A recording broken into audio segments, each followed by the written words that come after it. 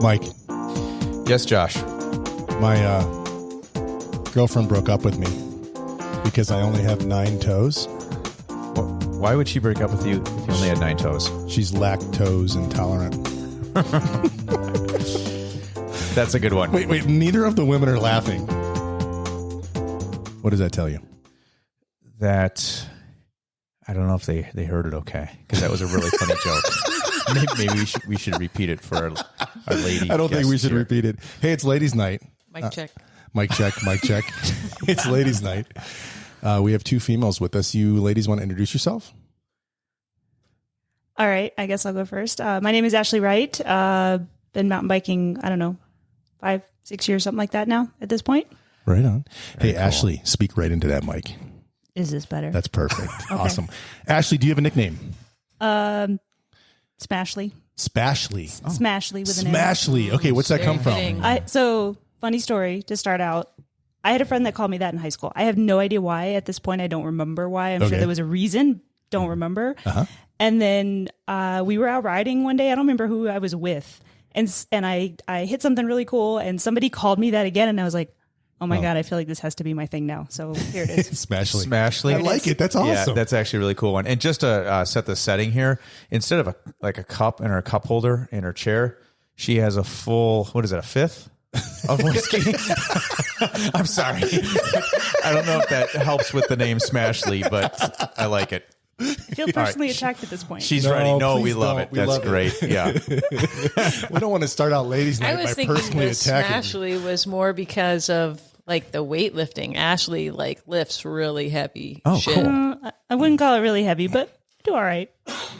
It's heavy. Well, that's cool. Well, welcome, Smashley. Yeah. Thank It's you. good to have you here. And you guys have heard me talk about her before. My illustrious bride, wonderful woman, the most intelligent person I've ever met in my entire life.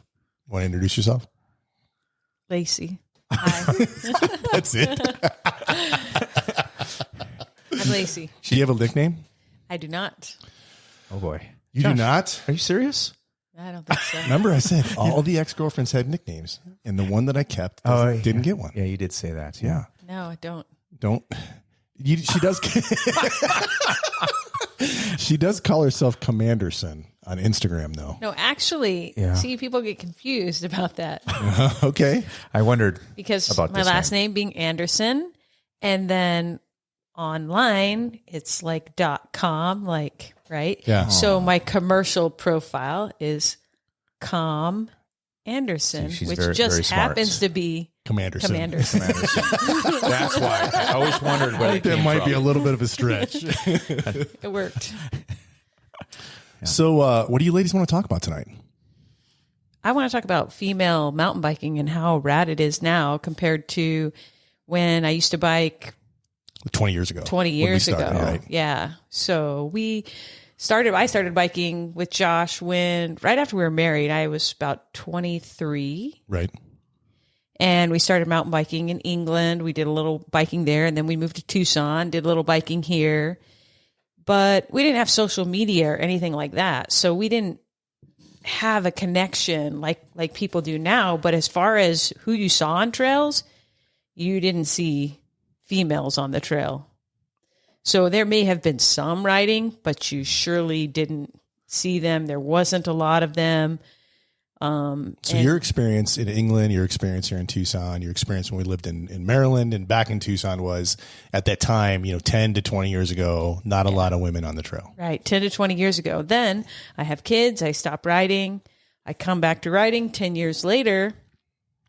And a couple of things happened. One, I discovered Strava. And then I started seeing wow, there's some really fast chicks out there, right? That are riding stuff that I like to ride. And they're riding fast. And then 2, you just start seeing this huge social media presence of females out there, right? There's a huge social presence. I would say even more than the guys. There are so many female mountain bike communities from locally to here in Tucson and in the state and across the U.S. Smashley, what's your story like? Like when did you get into it? What was it like, and what are you thinking about it today? So I started probably about 5 years ago in 2017. And even when I got in 5 years ago, I feel like there weren't as many women riding, or at least not riding in groups, as there are now. When I first started, the rides that I would do were almost exclusively men and me, or maybe men, me, and maybe one other woman. Right. And now it's a lot different. I mean, yeah, there's still some rides where I'm sometimes the only girl. But now there's groups, like Lacey said, on Facebook, and there's just groups of women that's all they do is get together as women and go ride. And I feel like that's fairly recent, in terms of just how many of those groups now exist than what used to exist. Yeah, it kind of feels like it blew up in the last 4 or 5 years. Really, it's been so. What do you think? Social media? I have a theory. Let me tell you what my theory is. My theory is the bikes are easier to ride. So the barrier to entry is a little bit easier, and so it's not as hard. I don't think so. No? I mean, okay, so I just started riding again about 2 years ago, right when COVID hit, right? And I think it's partially social media. Yeah. Right? So, but women that are riding are bringing other women into the sport. And so unlike men, I think this is a big difference. Guys go out and they ride, and it's like, everybody's just trying to be better than each other. When women go out and ride, they're trying to bring other women with them, and they're trying to make the women they're riding with as good as them. They're trying to bring the women up. So whenever you go for a ride with a group of women, it's like, at least the women that I ride with, everybody's helping each other. And it's not like we just go out and crush it. I mean, obviously, if Ashley and I go out and ride, we may just go out and crush it. But if we're places where one of us is maybe more uncomfortable, you stop and you help each other and make sure that everybody steps up their game. So I think. So when you ride with women, do you guys stop in session a lot? Is that a big part of your rides? Yes. Yeah. And men don't do that as much? Not as much, and there's just more. I feel like they're even when I ride with men, it feels different. Even though I'm a woman, I feel like it is more competitive, and there's more of that. I got to nail this right. I can't mess it up. Whereas when I'm riding with a group of women, if I'm riding something I haven't ridden before, that I haven't nailed quite right before, if I mess it up, I can go back and try it again a couple of times and get Megan feedback, or Lacey or one of those that I ride with who's better than me to tow me in or show me how they ride it so that I can try those lines. Can you explain the concept of towing you in? We haven't talked about that in the podcast. What does that mean to tow you in? Just like following somebody into a feature, so that you can kind of get the right speed set on that feature, get the right momentum, kind of pick the right line. And sometimes it's just a confidence builder to know that you're following somebody through who's ridden it before, and you're following them through right where they like to take that feature. There you go. Yeah. And it really ups your game, I think, being towed in or following someone that's a stronger rider. And if you're towed by someone good that will hold the speed that you can comfortably go at, you really learn how to ride things and go through things that maybe you wouldn't if you were by yourself. A lot of times you wouldn't if you're by yourself. So it's a completely different experience than riding with guys. But I think, you see the women communities, everybody's lifting each other up, trying to get people to ride more. Everybody's, it's just a different vibe. And then female mountain bike coaching is huge, right? And so many women are out there coaching and bringing girls up. So women are going out like Mike, he just starts, right? Mm-hmm. He hasn't been coached. Most women, I think when they're starting, do get some kind of coaching. And so their game and it's interesting. Very quickly. I had never ever considered a coach in my entire life. It just didn't dawn on me. Why would I get a coach to ride a bike? But then you guys go and my first exposure was when you guys went up with Homegrown to Angel Fire last year, and I was like, oh my gosh, you guys all progressed significantly when you went and did that, and wow, what a great experience. So now it's got me thinking, hey, maybe I need to get some coaching as well. It's such an interesting perspective. I think I took my first clinic. I think it was about 2 years ago when I took my first one, and I made more progress in the last 2 years with the several clinics that I've taken than I did in my first 3 years of riding without that. Absolutely. So we got to get some training, bro. Yeah, maybe that's it. Absolutely. But I think that's why girls are progressing faster and they're going to stick with the sport more as they have, we got a lot of new entries in COVID, right? Yeah. People to the sport. Just cyclists in general. Cyclists in general. But I think a lot of the women that join are going to stick because there's a big support network and there's a lot of people getting coaching. And I think it's upping their game. So here, like, this is phenomenon, right? So like, for as long as I've mountain biked, like way back in the day and even today, every man I know that mountain bikes tries at some point to get his girlfriend or his wife into mountain biking. And the hit rate is probably about 20%, right? Yeah. Like, I can't tell you, I mean, Lacey and I were talking about it last night. We were going through a list of like all these people we know. And I'm like, this guy bought a bike for his wife, sitting in the garage. This guy bought a bike for his girlfriend, sitting in the garage. Very rarely does it stick. So I think the strategy's got to be not the boyfriend or the husband trying to get the wife into it. It's like have other females bring them into this. So can we deputize you guys and like offer your services to bring, you know, the wives and girlfriends of our buddies? What's the charge? We charge bourbon. Listen, here's the deal. The guys I know would definitely pay for this service. So. But I think that, I mean, there's all these clinics are out there, all these groups are out there. And I think that that's a big thing, right? Like, it's really hard to learn something from your spouse or somebody like that, right? Like, we know that this is a hard thing, right? And then you think about the number of men that really haven't ever had professional coaching. Yeah. So they don't know what that looks like. They don't know how to provide feedback in a constructive manner. Yeah. They don't know how to push somebody along while not pushing them so far out of their comfort zone that they are now scared to do what they're doing. And so I think that getting somebody who does understand those things is really critical to helping them stick with it. You're absolutely right, because riding with someone that's been coached is very different than riding with someone that hasn't. For instance, when I started getting back into mountain biking 2 years ago, right? Well, I started on Strava, right? And I see all these girls. And so I'm like, wow, this person likes to ride what I like, and this person does. And they like to ride the same trails I do. And that's how I met Ashley, is from stalking her on Strava. Lacey's a Strava stalker, if you didn't know that. Yeah, we've already established that you use Strava like teenage girls use Snapchat. I totally stalk people on Strava. Like, do you do that too? Totally, 100%. That's how I found my friends that I ride with now, though. I found Megan and Ashley. Those were the two initial people I found. And I'm like, these girls ride what I like to ride, and they ride fast, right? Mike, maybe we need to expand our tribe and just go like stalk Strava and find guys in the local area that have... Now I'm stalking guys. No, never mind. We're not going to do this. Keep talking.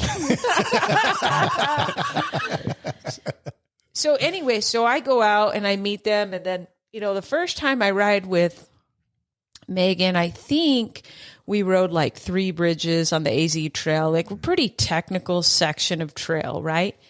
And I was like, you know, I have never met a girl that could ride technical stuff like you. And she was like, well, then you haven't rode with many girls. And I was like, you haven't actually. And I hadn't. And I didn't even know there were that many girls riding. So that was kind of an eye opener. But I mean, I followed her through the tech stuff. Well, Megan's had a fair amount of bike coaching, right? And so she was amazing to ride with, because she would pull you through the stuff, right? At a real comfortable speed. You could just follow her line. She towed me for the first, she still tows me when I go ride with her. I'll still follow her because she has great lines. And it's interesting because she rides real slow, like rock crawl slow over some of the technical stuff, which is not natural for me, right? I carry a lot of momentum. But she keeps her balance. And so it's made me a better rider, because I'm having to learn to go through ride features at a slower pace, which is harder. Interesting. So we should give a quick shout out, Iron Grip CrossFit in Tucson, Arizona, if you're in the area. And, you know, Megan's also an ambassador for Live Bikes, which is the female specific version of Giant. Yeah. Check out Iron Grip. And Megan's just a badass chick, right? All the way around. She's like the tech queen. Yeah, tech queen. She's real good. But not just that. Like, if you're looking for any type of fitness or nutrition, right? She's like the person to go talk to. Oh, yeah. She would be super pissed at us all for drinking right now. Megan, I'm sorry. No, she wouldn't. So I'm curious, do you ladies have a specific like preference as far as what kind of style riding you like to do nowadays? You mean like cross country versus trail versus downhill? I kind of like to do it all. I have a cross country bike. I just did the tour of the White Mountains. You have a road bike too. Wow. I have a road bike too. Super important question. Okay. When you ride your road bike, do your clothes match your bike? Absolutely not. Yes. So you're actually a mountain biker that owns a road bike. This is correct. I'm a mountain biker who occasionally masquerades as a road biker. Yes. All right. And I have no shame in using my Camelback on my road bike. That's awesome. Even more. I would rather be well hydrated. I love it. Nice. And then I also have my long travel, more technical bike. I'm not near as good at the technical as Lacey and Megan yet, but we're getting there. We're making progress. By the way, that's not what I've heard. They're faster than me. They're better than me. You're awesome. Yeah, I like everything too. I really like everything. I mean, if I could take 15 years off my life, I'd probably focus on downhill. Yeah. But right now, like, I need the fitness part. And so I enjoy that part too. A few podcasts ago, we had the turtle on, Charles McVicker. He's a buddy of mine from Northern California. And I think the podcast is called He Won't Leave the House if His Clothes Don't Match His Bike, which is kind of where that question came from. But he's a roadie that sometimes masquerades as a mountain biker.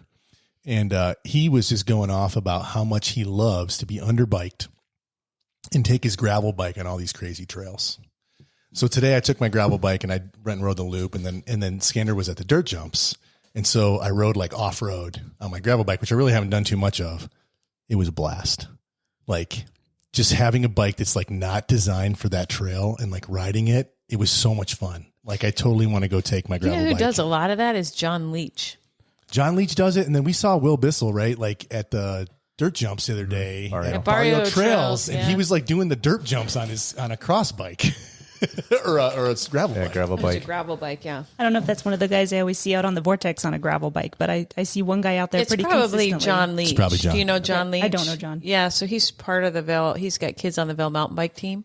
But a lot of times when we would ride, I'm not associated with the team anymore. My kids aren't on it anymore. But when we did last season on practice nights at Fantasy Island or the Vortex, sometimes he would show up with his, I've seen him ride North Fantasy Island on his gravel bike.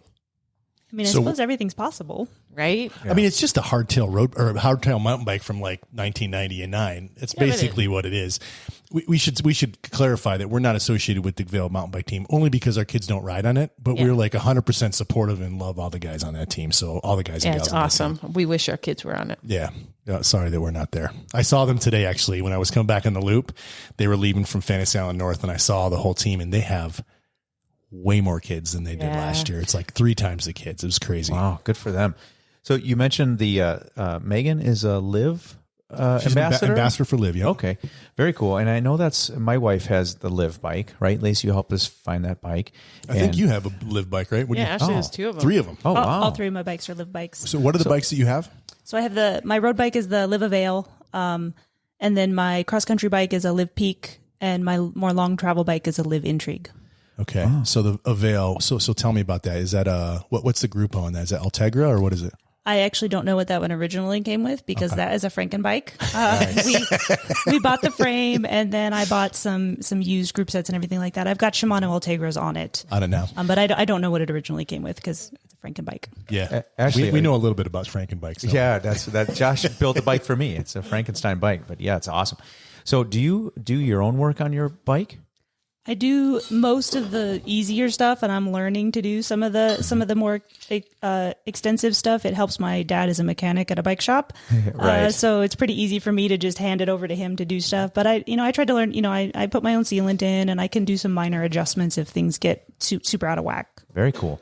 How did you get into mountain biking? Was it from your dad as a bike mechanic? Yep, it was from my dad. So he biked, way back when in the 80s. He still got his old 80s. Don't mind the side noise. That's Lacey just getting more ice and more Bacardi. Right on. I'll turn Lacey's mic off. So he started biking back in the 80s. He still got his original, I think it's like a Mongoose or something, 80s mountain bike. Like, oh, wow. Yep. Old geometry, rim brakes, all the things. And he kind of got out of it for a while when we lived up in the real Northern California, all the way up on the Oregon border and the coast. Oh, wow. Just because it rains so much there. 80 inches of rain a year is a lot of rain and a lot of damp and a lot of wet days. Yeah. But then when he retired and ended up moving to Tucson, where I was already here going to school, he got back into it as kind of his retirement job, working at the bike shop, and got back into biking. And then that's kind of what got me into biking. Okay. Very cool. Yeah, so you're talking about your other setups. Lacey's almost Lacey, got can her. you make more noise over there? Just curious. That is probably the loudest drink re-pour that we've had on the podcast so far. But it looks like she's doing just fine now. So She's got it sorted though. We're all good. So you guys lived on the Oregon border, California border. Yeah. Yes. 20 minutes from the border. 20 minutes from the border. Okay, right on. Oh. All right. So the Live bikes are specifically women's bikes versus like the Giant bike, right? Correct. For men. So is the geometry set up differently? That's and a great question. what yeah, I'm just curious about the designs. Yeah, so Liv does all their own engineering with women engineers and women designers to design those bikes specifically for women by women. So they are, the geometry set up on them is slightly different than the men's version of the same bike, which is why they all have different names. They're sized slightly differently. Like I ride a women's large frame. If I were to buy the men's bike, I would actually ride a medium frame. So they're sized differently, specifically for women, but they still have all the high end components. My new Peak that I just got came with Shimano XT components all the way around. So everything still comes with the nice components and all that kind of stuff. So that there's a lot of controversy on this topic, whether you should have like women specific. And I think it was not that long ago that Pink Bike had 3 different companies on. They had Liv, they had, oh my God, was it Pivot? And then I can't remember the third one. And Santa Cruz. It was a Santa Cruz with Juliana. And so it was like, the difference was, I believe, and go listen to the Pink Bike podcast. Please don't take me as the authority here. But the difference was like Liv did like ground up design for specific women. Juliana, which is Santa Cruz, basically did like colorways and like kind of saddles grips. And like touch points, all touch points. But it basically was the same bike as a Santa Cruz was Juliana. And then Pivot was like, we do human specific bikes. There's no difference between a woman and a man on a bike. And it was so interesting to hear. If you ladies haven't heard that podcast, go listen to it. It's super interesting to hear the 3 different perspectives from the 3 different companies. And they were super respectful of each other, but it's a controversial topic in the industry for sure. Mm-hmm. Well, back in the day, there used to be a lot more women specific because when we first got into it, one of my first bikes was a Trek women specific fuel WSD women specific design, and Trek's moved away from that. Yeah. As far as I know. Yeah, they have. Okay. They don't do. And you don't have a women specific bike now? I don't. Okay. Huh. Interesting. But I do ride a bike that's small, maybe smaller than I am technically sized for, right? So you think if you bought that bike in a women specific, it might be a medium? Like if that was a Liv, would it be a medium? I don't know. Know. But I do like a bike that's a little smaller than. Yeah. Super interesting. But you love your Livs. Obviously, you keep going back to them, so you must love them. Yeah, I mean, my dad also works at a Giant specific shop, so that helps a little bit. But actually, I actually do really like the Liv. And when you think about it, so I'm 5'9", 5'9.5". I have a 34-inch inseam, which is longer than the inseam that my husband has, and he is about 4 inches taller than me. Wow. So when you think about where that places your saddle versus where your pedals are going to be versus the reach that you're going to have in your torso and your arms, huge difference. That's going to be hugely different, right? Yeah. And I feel like that's maybe not every woman, but I think a lot of women do tend to be set up that way. And I think more legs, longer, and shorter torso, and shorter arms. I mean, I'm sure obviously that's probably not every woman. I mean, everybody's built a little bit differently. But I think that tends to be the trend, and so I think that's why they kind of went to. Well, that would tell you right there that women specific makes a lot of sense because you're built. I mean, that would be an indication that you're built different than men. I've never researched this at all, so I have no freaking clue. Yeah. Probably something we should fact check. Yeah, but we won't. I'll measure my wife tonight and see. Can you send that out in a text yes, message? I will. But I actually rode my wife's bike this weekend because my son. And it was more fun than your bike. It's a Liv, full suspension, and I have some bruises because I crashed, of course. This was at the Barrio Dirt Jumps, by the way. Yeah. It was a good time, but nice bike. I really enjoyed it. What is it's a giant? Do you remember? It's a Embolden or what? It's the Liv Embolden. Which is the single pivot version, I think, of it's, So, yeah, we got more like the entry level full suspension, but it's 120, 130 or something. Totally is entry level. We got a smoking deal. You got a smoking deal on that bike. Yeah, it's a great deal. We went thanks, to Lacey. We went down. Where was it? Cerrito or something? Almost. Yeah, it was South Vale, way down there. Yeah, we were way down there and went in this Corona. I can't remember the story. Yeah, no. So yeah. Lacey found this deal, and so I said, Josh, I said, I think I had just seen you because we went to medieval times. And then we just got back. I'm like, hey, I'm sorry to do this. I know it's like 9:00 at night, but Lacey found a bike. Can you help meet me over there and make sure it's legit? Yeah. So you didn't get some sort of burrito from Taco Bell? Oh yeah, no, I got a grill. This was before I was working with Megan, for the record. I got a grilled cheese burrito, which I got to tell you, he didn't buy it like earlier in the day. Yes. So then I'm like, hey, I'm running a few minutes late. And so I stopped to get a grilled cheese burrito on the way. so we meet over if you there. haven't had a grilled cheese burrito from Taco Bell and you're not working with a nutritionist, it's a great thing to try. So I meet Josh. We look at the bike, and he's like, hey, this is such a good deal. I think it was like $900 or something. It's regular, a couple thousand. So he's like, let's just make sure it's not stolen or whatever, and it's not the frame's not cracked. And so we pulled up, and I'm like, hey, I don't think this has ever been ridden. Yeah, literally brand new, pretty much, and not a scratch on it. It came from Ben's, didn't it? Didn't it have a Ben's bike sticker on it? I think it did, right? Yeah. I mean, it's Ben's or Roadrunners if you bought it in Tucson, right? Those are the only two shops. Okay. Yeah, and so he said, no, my aunt bought it, never rode it, and there you go. So I'm selling it for her. Yeah, good deal. So we got to get Megan on that bike more. I know, but. Maybe you should get him riding with these guys. Get her riding with these guys. Well, I think Ashley has a really good point that Megan probably doesn't want to hear me give pointers on how to ride a bike. No. Just like my mom tried to teach me how to teach piano, right? Yeah. It's the same idea. So if she rode with these ladies, they'd bring her up and coach her and tow her in. She'd love it. You know? There you go. Ashley, didn't you just get a new Peak? I did. You got 29, right? So Ashley's been riding on a 27.5.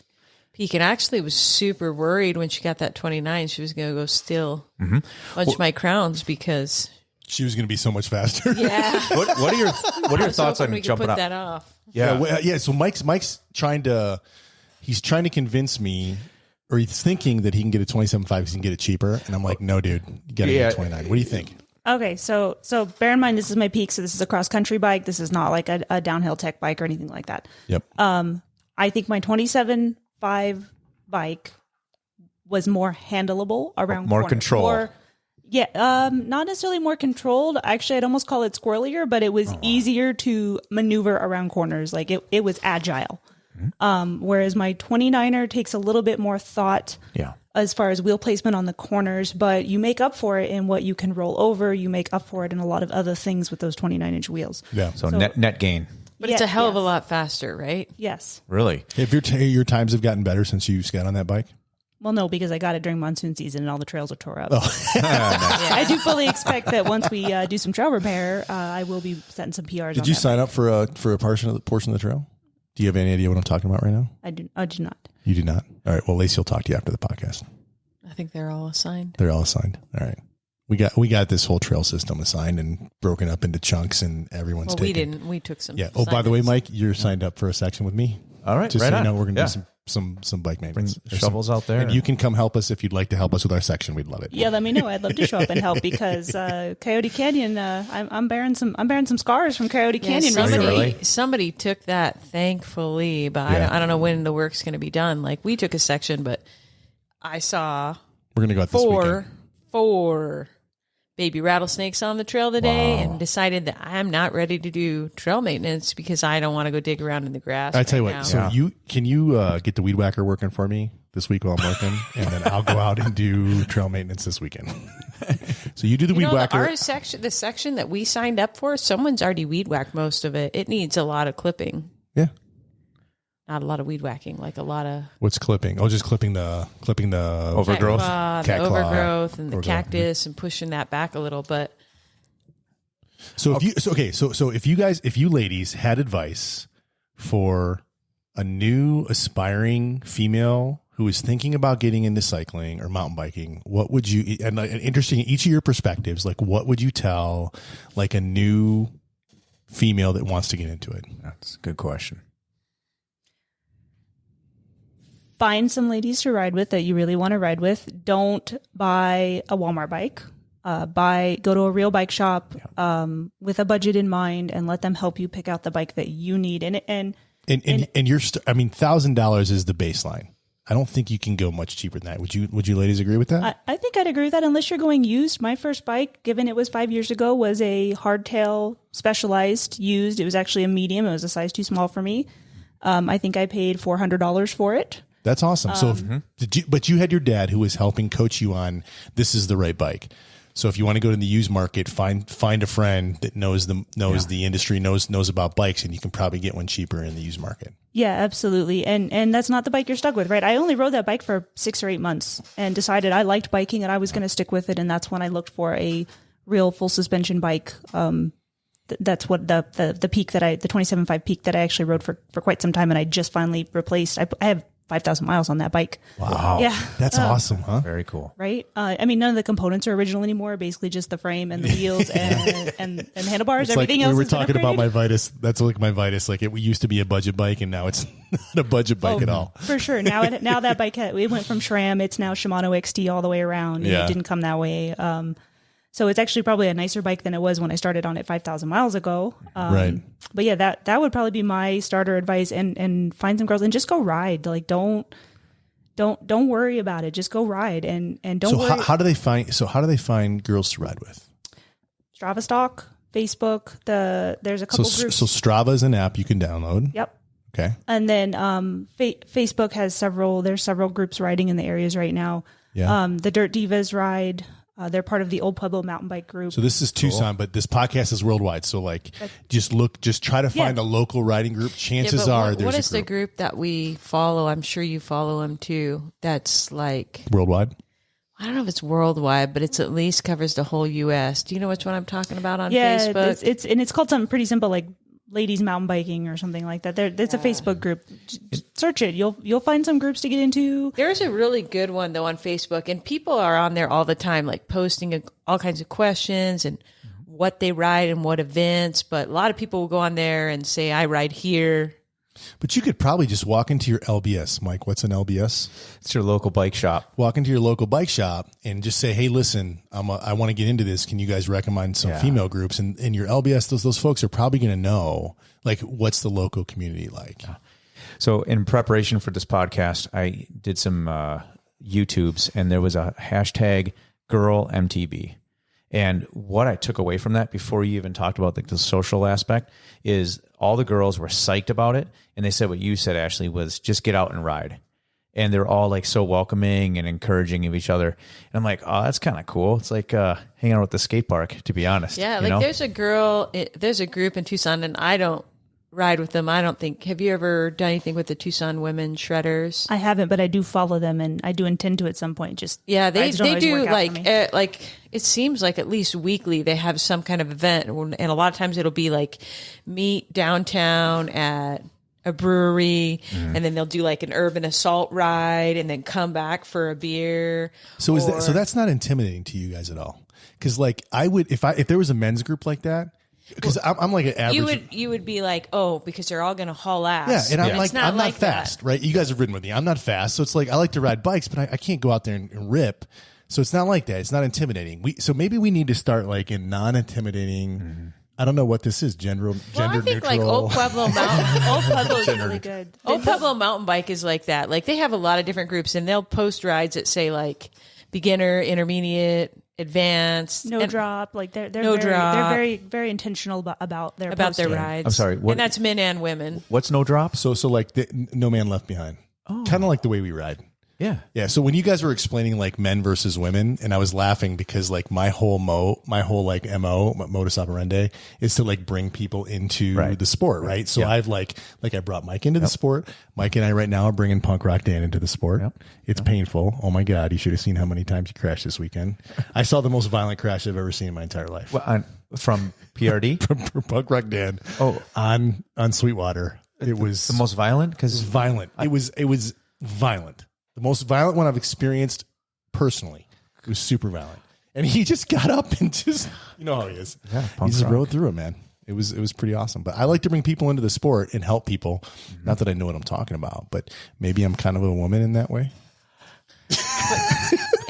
I would say like for women, if you're in the local area, and I'm sure there's stuff like this everywhere, but in the local area here, you'd hook up with the mountain bike group, hook up with like the Tucson Women Shredders. They post rides all the time.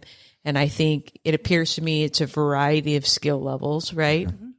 I mean, there's definitely, I think, beginner riders on there from what I can tell, but there's also amazing riders, right? Like, I think, like they have riders that do everything from endurance races, like hardcore endurance races, like Gina's part of the Tucson Women Shredders, and she goes out and does these crazy endurance races. And so I think you remember last week when we haven't posted this yet. By the time we post this podcast, you will have heard the podcast with Chris Miracle, but he was actually talking about Regina's boyfriend who did the self-supported fiance. He's a fiance. Okay. Yeah. Sorry. I didn't mean to downplay their relationship there, but he did the self-supported ride up Mount Lemmon where he rode, all the way to the top and then took the trails all the way down. Right. That's crazy. I think he did it the last 2 years, and I'm pretty sure Regina followed him supported up. him. Yeah. I mean, he did the whole thing, but I think she kind of brought his supplies. But he supported her on some crazy long rides, right? She just did that race. Leadville. Well, she did the race like up in what was like Flagstaff to the Grand Canyon. And back, right? Part of that. I think it's part of the AZ Trail, but she did Leadville 100. So she rides with the Tucson Women Shredders. You also have like Helen Williams. I'm pretty sure she rides with the Tucson Women Shredders. I don't know her personally, but I know from Strava that she's a phenomenal rider, right? I can tell what she's riding and the sections of trail that she's riding and the speed she's riding them at. So basically what you're saying is like, go find your local women's group and they'll hook you up. And then get coaching. That's the second thing. Get coaching. It's like if you're in Tucson, go to Homegrown. They run a couple clinics every year. Not only is it great for the coaching, but you meet people because when you go to a women's clinic, right? They separate you into groups, right? So you're riding with women that are similar skill sets. Similar skill set, and it makes it less intimidating. Yeah. And while you're there, you'll meet people. Meet people. The last homegrown clinic that I went to, I met a girl. She's actually from Prescott. And then I went to Prescott for work, and I took my bike. And while I was there, I hooked up with her, and she went and showed me some of the local trails in Prescott that I would probably never have discovered on my own, or it's super hard to discover. Even navigating with Trail Forks is sometimes you end up going up the trails that really should only be ridden down, and you don't know it until you do it. And then you're like, I feel like this was a down trail, but whatever. And so they can show you that local stuff. And so that was really cool to just meet up with people that I had ridden with in a clinic and go ride some new trails. Yeah, coaching is cool, but I love the clinic setting because, number one, you meet a ton of people, right? A lot of the people I ride with now, I've met at clinics, right? Mm-hmm. And I found the people that like to ride like I ride, and we're similar, and we've hooked up a ton. So Mike knows I like to boil things down to threes. Yep, that's right. Like I like to boil things down to three. So I think what I heard you guys say is number one, find a local women's group, right? Number two, coaching or clinics, and number three, don't get a Walmart bike. Like get an actual like real mountain bike. Yeah. Whether it's used or brand new, doesn't matter. And anybody that so you can find someone that knows bikes that can help coach you on what to get, right? And I heard number 4, which is get out and ride, eat some dirt. That's not part of my 3-part thing, Mike. I was actually gonna add a 4. Now we're down to 5. I'm getting uncomfortable now. Maybe we could call it 4.5 because it kind of goes along with just get out and ride. Can we call it 3.75? Whatever you want to call it. You're the boss. I kind of feel I feel attacked right now. What did you say at the beginning? I feel personally victimized. I feel personally victimized right now. So part of get out and ride. So there's this thing in working America where they say men will apply for a job if they feel like they're 60% qualified for it. Women will not apply unless they feel like they're 90% qualified. Wow. I feel like the same thing happens with women in tackling more technical trails. They feel like they have to nail 90% of the trail to be able to ride it. Go ride it. And I'm like, even if you walk, I'm like, I probably won't die. We can do that. Yeah, I'll tow Mike into the Jeep trail that's got a big rock at the bottom. You're good. Oh my God, this is his nemesis, man. This guy. He went over to the bars one time, and we've been dealing with it for 6 months. He needs therapy over this crash. I swear to Christ. I've taken him 400 times on every time. Mike, do you want to try your nemesis today? I'm like, yep, let's do it. And Ashley and Lacey, I literally am going slower every time. It's not getting better. 5:45 a.m. We're riding tomorrow. Guess what we're doing? We're the nemesis. We're going to session. We're going to session it. We're going to session like the ladies do. They come back. We're just going to ride. Do it again. We're going to session your nemesis until you can hit it at speed. I hate that place so much. So part of riding the harder trails, go find something harder than your nemesis. Even if you don't ride it, watching other people ride the harder stuff and looking at it. When you go back to your nemesis, it won't look as hard. I got some ideas. That's actually a really good point because it'll make the nemesis seem smaller. That's how I got so much better, was riding trails that I was probably not ready to ride. Walk stuff. If I had to walk it, watch people like Lacey and Megan ride them. Even if I didn't try it that day, maybe next time. Or then I go back to other trails that I've been riding and maybe I had a little sticky spot on one of them. Suddenly that sticky spot doesn't seem nearly as hard as it did. And I'm ready to try it. So just go really try harder coaching. stuff. Good coaching advice for sure. I like it. Hey, so I got an important question for you guys. A couple important questions. And maybe I'll start with a statement. Just, I don't even know why I got to say this. There's nothing like hotter than a girl that mountain bikes. So high five for that. We've said that on this podcast before. Yes. All right. So I don't know why I had to say that. I just had to bring that up. Here's my question. What do your fellow male riders do that when they ride with you that like totally gets on your nerves? Is there anything? It's like they can't keep up with you. Well, I know when I ride with Lacey, that gets on her nerves. See you later, Lacey. She has to ride her downhill bike when I'm riding my cross country bike, or we can't. Is there anything that the males do that like totally bother you? Any patronizing, anything like that? Every once in a while, I would say I actually encounter it very rarely that somebody is just, for lack of a better term, kind of being an ass about it. Right. And oh, look at how much better of a rider I am. Oh, you could be better if you did this, or trying to tell me stuff. The ego thing? Yeah, or trying to give me tips when they clearly have had no coaching, right? So they're telling you things that really aren't, like, that the coaches tell you not to do. Mansplaining? Yeah. Lean back. Yeah, just get back. Just get back. Like, Just lean back, you won't fall. Exactly. That's not it. I spent a decade giving that advice. Yeah. So that's not it, right? But like coming from somebody that you don't like, especially that if you don't know them, it's the first time you've ridden with them, maybe you're in a group or whatever. Okay, you're being a little bit of an ass. Stop. I think though that we both really like to ride with guys too. It's just a different experience, It is. right? I mean, Ashley rides with guys, I would say most of the time, right? Oh yeah, I mean, I spent my first few years chasing around my dad and Ben. But you still do, right? Cool. 2 or 3 times a week you ride with primarily. But the bike shop, but those right? are guys that are like those guys are in your inner circle.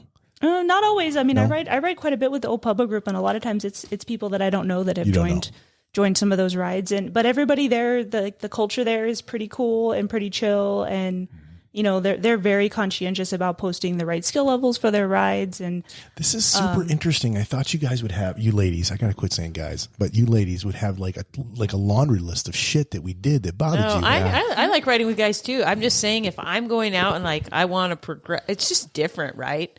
I like riding with the ladies because I progress more with them. I mean, with the guys, depends. Is who that you're because riding your with. husband is so slow? I mean, it does. I mean, it depends who you're riding with, right? For sure. Like, I like following my brothers through stuff too.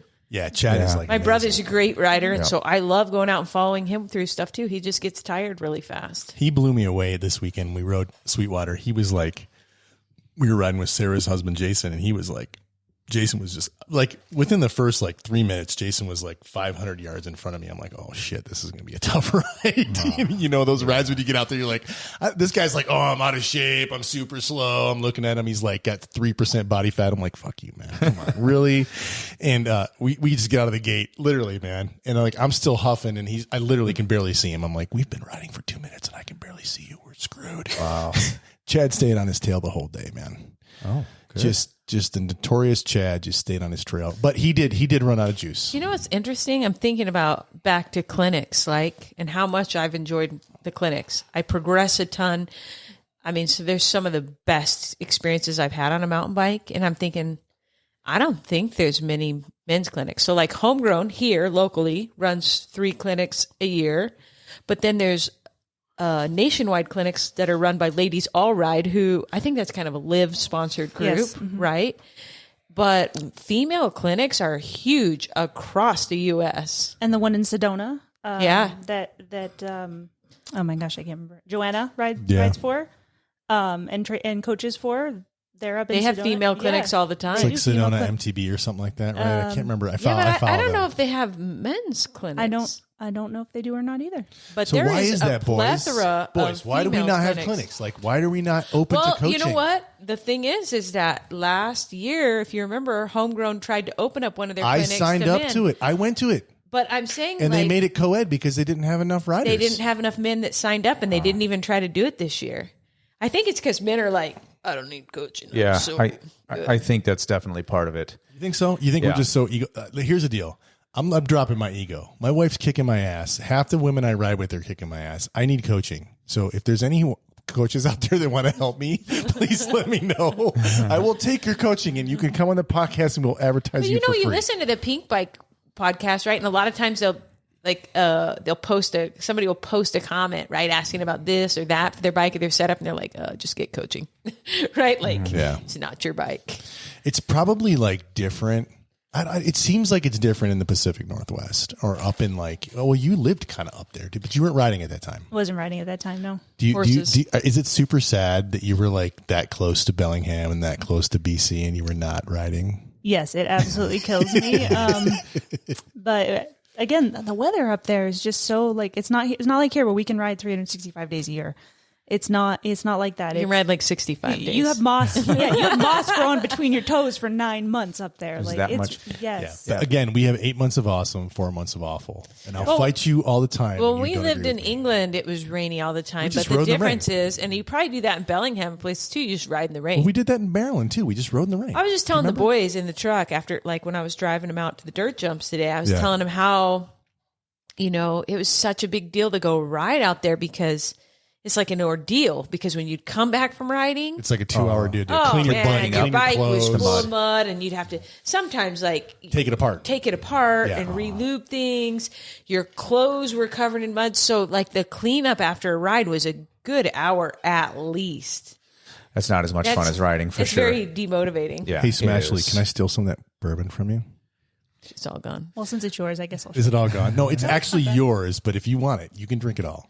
So, while you're refilling there, Josh, so you sent me a link to the Red Bull latest, and this is the Hardline? men's. Yes, Hardline, and that was the men, but he was from Canada. You mentioned that. Do you have any favorite like professional ladies mountain bike riders that you kind of look up to, follow their style, try to emulate? I started following Rebecca Rusch after she was the whatever they call it for the 24 hop a couple of years ago for the 24 hours in the Old Pueblo ride. She was like kind of their honoree for the year. So for our listeners that aren't Arizona natives, right? There's a group here, Epic Rides, and they do a race called the 24 Hours in the Old Pueblo. Old Pueblo is another name for Tucson, Arizona. It is one of the only remaining 24-hour rides races that happen in the country. It's pretty known nationwide at this point. At this point, I mean, it's a huge deal. I mean, there's I don't know, 2,000 riders, 1,500 riders, something like that. I'm not sure the exact number, but it's a huge amount. It's an amazing opportunity. If you can sign up and actually get in, good luck. It's already sold out for this year. I know. You know what's interesting is I was listening to that like a Velo News podcast the other day. I think I told you this Velo News. or whatever. Yep. And they were talking about I'm going to hear about this correction later on tonight, just so you guys know. not true. They were talking about how a lot of road riders had skipped the Belgian waffle ride, which is a big road race in San Diego to go. And they're talking about professional riders, right? Epic Rides. To skip it to go to the Epic Rides Whiskey. So I think Epic Rides is so huge. And the whiskey, right the now. whiskey is so I did the whiskey up in Prescott, dude. And I think I've done it twice. And the first time I did it, before we got off the pavement, I was hyperventilating. And I was like, oh, I'm in trouble. we're like 3 miles in, and I'm like, It's not a good start. So they also do the Tour of the White Mountains that just happened up in Pine Top, did you do Arizona. that? I did do it. One of my goals was to not die around mile 21. That goal became optional. And I did contemplate when I had to get off to go over the horse gate. You have to like lift your bike over. I did contemplate just laying down on the side of the trail and awaiting death. But Nice. we rallied and we finished. Sag. have you heard Lacey and I's story at the Tour of the White Mountains? We're going to finish your story. Okay, you finish and then we'll come back to our story. So I was just going to say that ride was 2,400 feet or so of elevation climbing that you did. And somewhere in there is a teleportation portal because I don't feel like you ever go back down. Always uphill Yeah. both ways. And you started about 7,200 feet of elevation and you ended about 8,200 feet. So as you can imagine, there's quite a bit less oxygen than many of us are used to. The whiskey is, I want to say, like 3,600 feet of elevation. It's crazy. It's an insane amount. Now you're not quite as high. Yep. You're only When about you start, 5,000 yeah. feet when you start, but the amount of climbing that you do is much more significant. I have not yet tackled the whiskey. I'm a little bit scared. Yeah, be scared. And, How many and by years the have way, you done the White Mountain? Just two. So Did we you beat your time? I did not. I did PR a lot of segments, but I had my new bike and I was kind of fighting some nutrition problems. What bike did you ride for it? My new Peak. You rode the Peak. So Lacey and I did it way back in the day, and this was before she was faster than me. Can you believe that? That was like a long time ago. It was probably like 60 pounds ago too. But we were riding, and I was in third place behind Brad Knox, who was we couldn't see Brad, and I missed a turn. By the way, my nickname is Magellan, and that is because I am super great at directional. Oh my gosh. This feels like a sarcastic nickname. Yeah, no, it is a sarcastic nickname. Lacey, So- does he ask for directions? No. Never. No. All right, No, sorry. he's always trying to tell me why the Google Maps is wrong. I'm like, you go up here, and he's like, that's not right. And I was like, all right, go your own way then. Maps, you suck. I'm like, fine, go your own way. I'm just telling you what the map says. Apple Maps is right. Google Maps is wrong. I'll stand by Doesn't that all matter day. what map we're using. All right, Josh so knows here's, the right so way. let me finish the story. Magellan. Maybe All right, we've already sorry. told the story, but like, I missed a turn and brought like 30 people with me. And we did the 30. I don't know what the different. But at the time, there was a 35 mile There's race. a 35 and a 50. So we were doing the 35. At mile 50 of the 35-mile race, we finally realized that we had no idea where we were. Anyways, we've told the story in the podcast before. What did they say to you? But I'm just curious. Did they look at you you're like an idiot. this guy? I mean, I would have been so mad. Well, there were so many of us. To be honest you with were you, in front. But I didn't take. I mean, when they finally got because we had to call the probably weren't in SAG. front anymore. Lacey, Oh, okay. have you ever seen someone cramp up with lack of electrolytes? That happened to Lacey. Yeah, and they gave her a salt pill, and then she was Like I like literally totally couldn't fine. move. I think you've told me this Now, story. I mean, Yeah. let's see. That was A long time ago. a long time ago. So before kids. So our training probably consisted of some Smoking mountain and biking, drinking. a lot of smoking and drinking. Okay. We literally So took smoke breaks between our, like in the middle of our mountain bike ride, we would stop and have a cigarette. 35 miles was a huge stretch for us, right? Yeah, and we were mile 50. I can remember we'd go out and mountain bike on Saturday mornings. We'd be like, we'd do like 10, 12 miles. And we'd like We'd go be dead back. We'd eat breakfast. at the and then- Hungry Fox. You ever been to the Hungry Fox? Hungry I have not, but Fox. it's still there and I know where it is. You need to go there. Or It's so somewhere good. up in Oracle, too, after we rode up like 50 year. Yeah. And then we'd go take a nap, right? Like all day. Like all afternoon. Like, Now put that into now we perspective. go ride like so many miles. You got to come home and take And care I'm of your 20 kids and I'm do 20 years 50,000 older than I things. was back then, right? Oh man, so crazy. So 35 miles was a stretch, and going 50 was It was too much. Impossible. We didn't have the nutrition for it. We didn't have the fitness for it, and my dumbass missed the turn. and in my defense, the guy that was supposed to be directing the turn left his station. Oh yeah, and then let 30 of us go. So It was totally not your fault. I mean, the thanks, guy, Mike. the guy that was like in the 31st place I can was see why very Josh happy. hangs out with you. That's why we call him Hype Man. Hype Man Mike, right? He hypes me The up guy constantly. left his turn. He left toes his me turn. in everywhere, even if I do go over the bars on a Jeep trail. So, Mike, if Yeah. there was a men's clinic, let's say homegrown, so like homegrown in November does a ladies' clinic on Mount Lemon, right? Yeah. If they were to do a men's clinic on Mount Lemon, would you go? No, because Mike's not allowed to ride Mount Lemon until he gets a full suspension mountain bike. Well, actually, if you go, They'll rent you one. yeah. So Oh if, shit! So we if you lost- go to- loophole. Yeah. if you go to a homegrown clinic, like part of the requirements are that you have, I think, 4-inch travel. Yeah, something like that. 140. Is that 4 inches? 4 inch. It's No, 4 inches is not 140 because I was able to do it on my first peak, which is only Yeah, what's 120. the yeah, but conversion no, on that, Josh? they We're want gonna you to find have this out right 130 or 140. Okay. I mean, I think that they're was a for little bit Angel Fire. loose on it, but what I've understood is if you have a smaller travel, they'll just put you in the beginner group and not put you down the more tech stuff. So Lacey, to answer your question, when I first started, I would follow Josh, which helped a lot. Just know where the trails were because I tried my own, like kind of a little bit on that trail. Just for the record, record, 4 inches is 100 millimeters. Okay, that's so maybe it's 5. What's 5 inches? It may be 5 inches of travel. It's a big bike because I know that when I took it, I had to rent a bike. Both times I took the first 5 inches is clinics. 127 millimeters. The first 2 clinics, But I had really, to rent a bike. but as a man, I kind of feel like 5 inches is like 700 millimeters. yes, well said. But I had to rent a bike both times I did the clinic. Right, because you didn't have a bike that was big enough? Yeah. For the travel. But yeah, no, now after going out there and realizing like actually how dangerous it can be if you're over your skis, so to speak, right? Mm-hmm. Especially in a downhill situation. And then what you just mentioned about like it increases your enjoyment because you can go faster, you learn the techniques, right?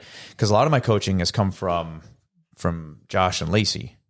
To be honest, cornering. I can see the look bike of body fear separation. in your face when he said that his coaching came from Josh.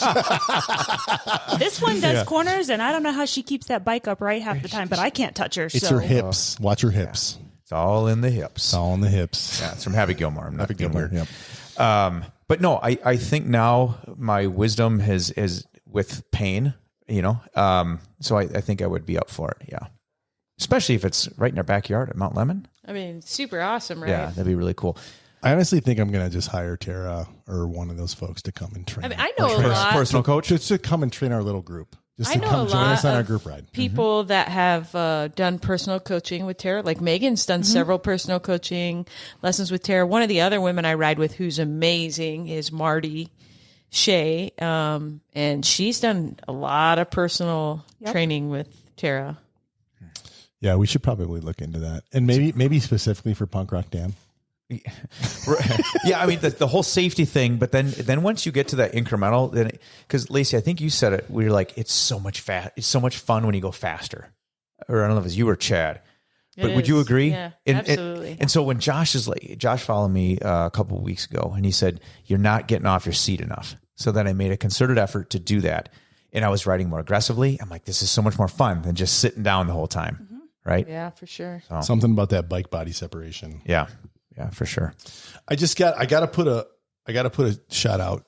Pink Bike's got a great series on their YouTube channel called How to Ride a Bike. Boss Stance. And I think is it Ben Cathro is the guy from Scotland. I think that's his name. He's a really tall guy. He's running their Pink Bike downhill mountain bike team right now. He's their coach.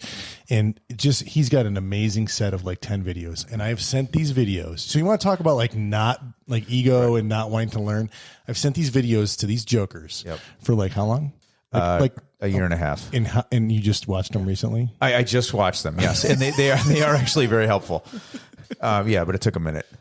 I kept losing the link, to be honest. But the women's, like, they offer so many different forms of coaching. Like, in Arizona, we have 3 excellent coaches that I can think of, right? We've got Tara that runs Homegrown. What's Tara's last name?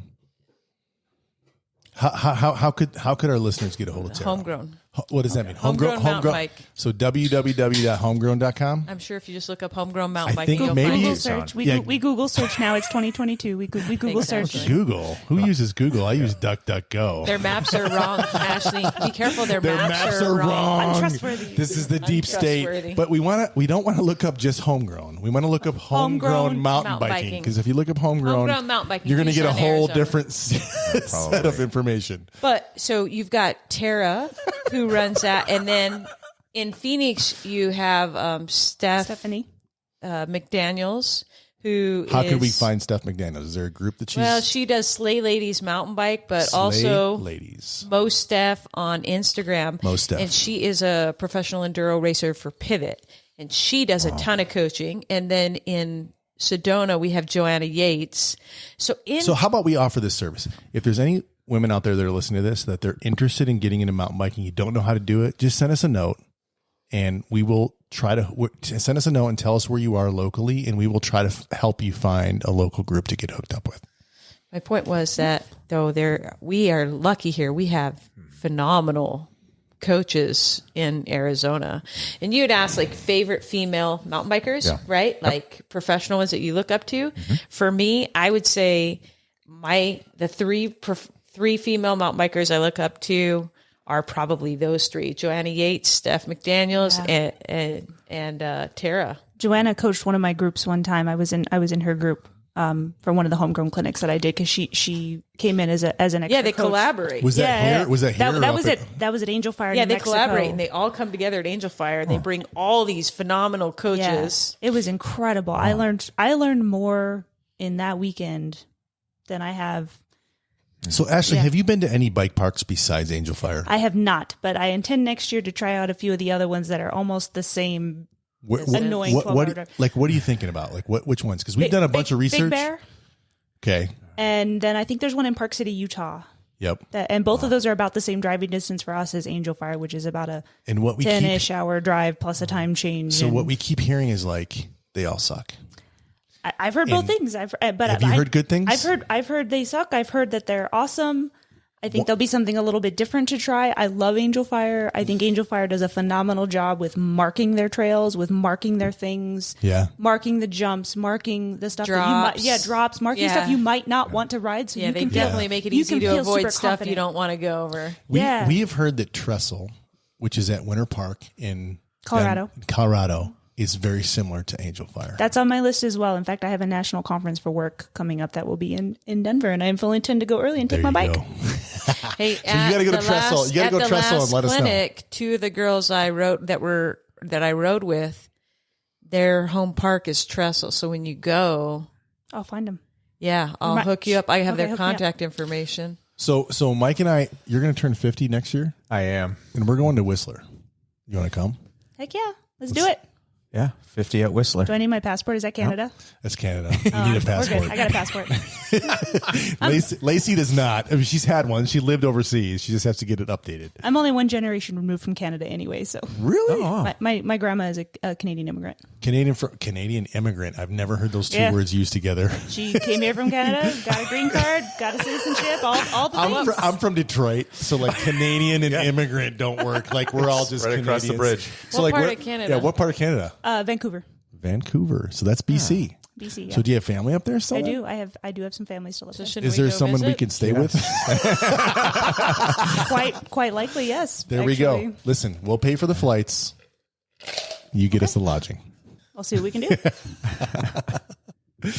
All right, ladies. So any final thoughts for our listeners about the differences between men and women in men and women in the mountain biking culture, or anything that you'd like to talk about related to women riding at all? What do you think? Go ahead. I don't think there's that big of a difference. I think anything men can ride, we can ride. We just need to work at it a little bit.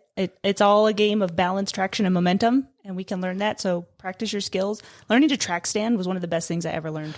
Josh was practicing that at the barrio jumps that are I need to work on it. Just practice it for. So what is a track stand, just for our listeners? Track stand is the ability to literally just stop on your bike. How long can you track stand for? Like days? No, like 3 to 5 seconds is really all you need. And track stand is to stop while you're still on your pedals without putting a foot down, so that you can balance. And the theory is get over like technical stuff. You have the balance to be able to get over technical stuff when it stops on the trail. And what that helped me with the most is exactly what Lacey was talking about a little bit ago with Megan riding so slowly through things. Is if you're riding slowly through something that's technical, you got to pause. And you got to pause. Maybe you get hung up on a little momentum blocker or something.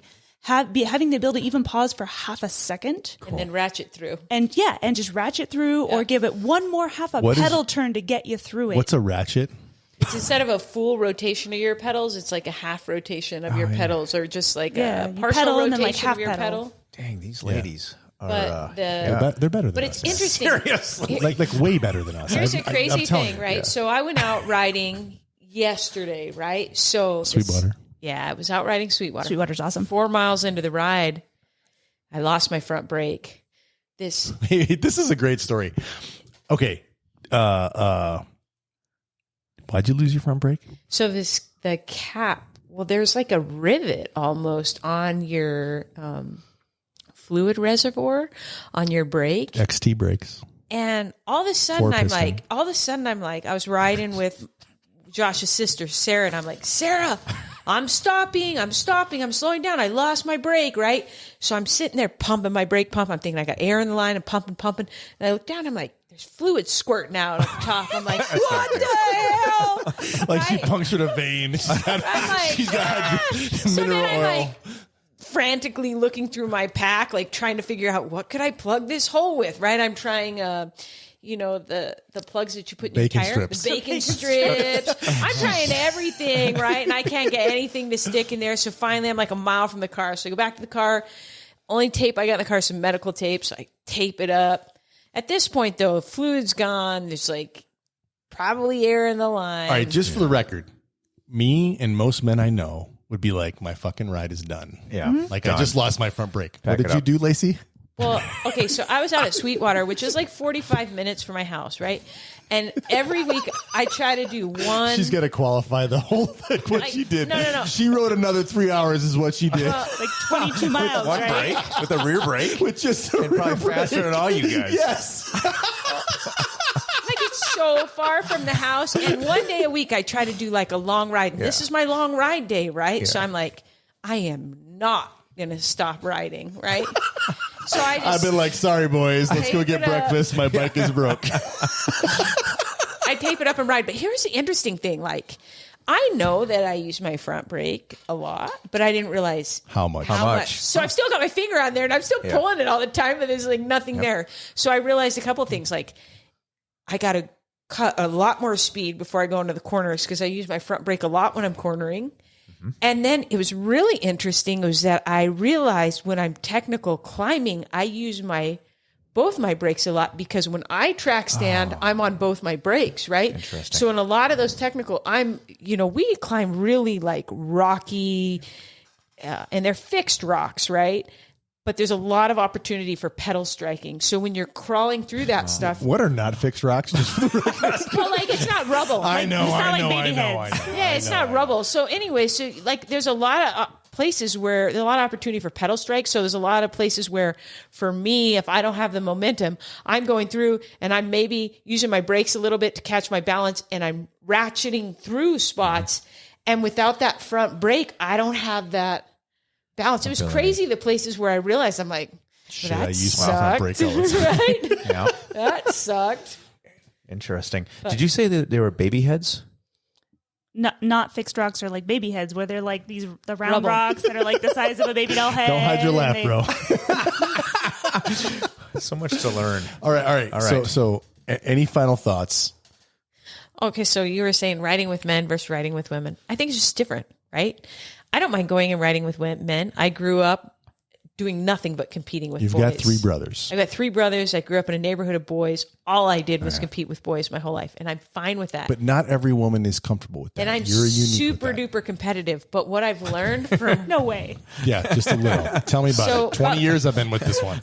what I've learned from riding with ladies is that I enjoy it. And from all the different ladies I ride with, I learn different things. Like Ashley, I learned that I better show up ready because she's going to push me. Like she comes out of the gate, right? You go ride with Ashley and like she pushes like from the gate. Like no warm up. And you need like a couple miles. I'm really You need a slow. couple miles to get going, and then once Yeah. you get, like it takes a while to get that engine 3 to revved. 5 miles, man. There's actually is my multiple warm-up. parts of your life that takes you a while to get revved up. Yeah.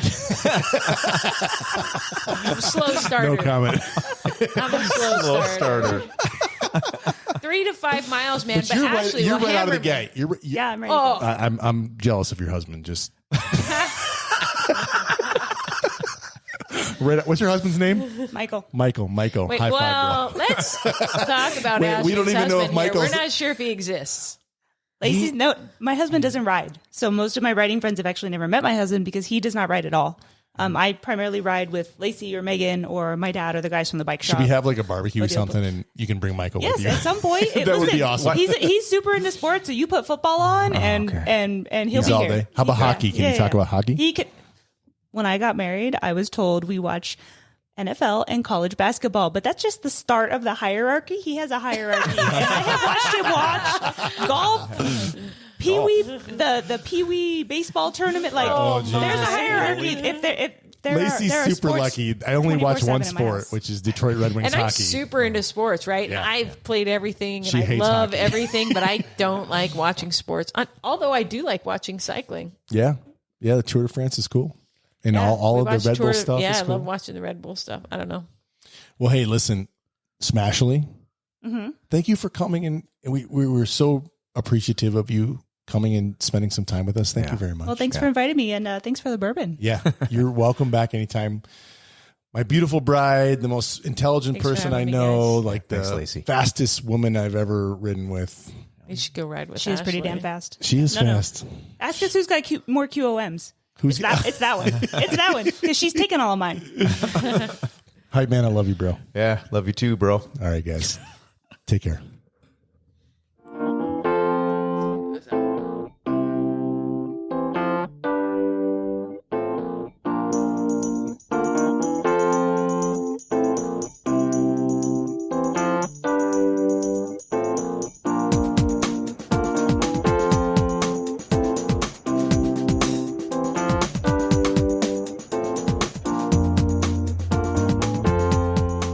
Can you dig it?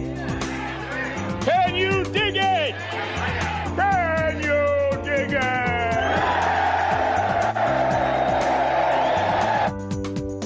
Thanks for joining us on Ladies Night.